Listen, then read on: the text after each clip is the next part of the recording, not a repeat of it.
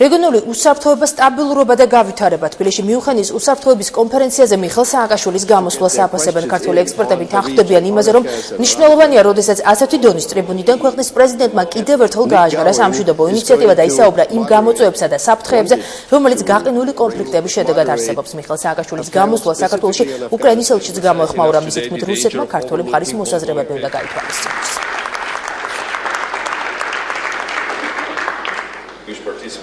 მიზან მიმართულად ადეკვატურად იქნა ხაზგასმული რუსული პრობლემის სიმწვავე, რომლის გადაწყვეტაც მთელი მსოფლიო საერთაშორისო თანამეგობრობის ძალისხმევის შედეგი უნდა იყოს. შესაბამისად, ეს იყო საქართველოს როლის ძალიან ნათლად წარმოჩენა რეგიონალურ პრობლემატიკაში და ვიტყოდი გლობალურ უსაფრთხოების საკითხებშიც. სააკაშვილმა ძალიან მშვენივრად აუღო სიტუაციას და იგი ბრწყინვალედ აცნობიერებს იმას, რომ მხოლოდ უსაფრთხოების საკითხებში საქართველოს მიერ შეტანილი წვლილი არ იქნება საკმარისი ქვეყნის მხარდაჭერისათვის და აუცილებელი დემოკრატიული ინსტიტუტების განვითარება, რაც მაფიქრებინებს იმას, რომ იგი ყველანაირად შეესწრება ყოველ შემთხვევაში ეს იმიჯი მოირგოს და ამ ამპლუაში წარსდგეს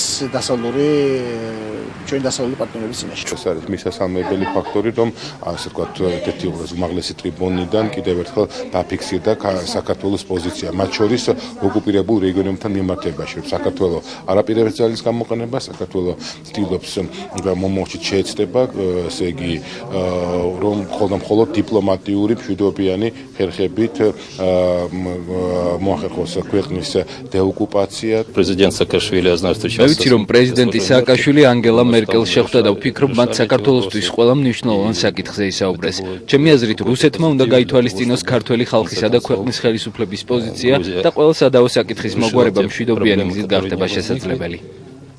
которые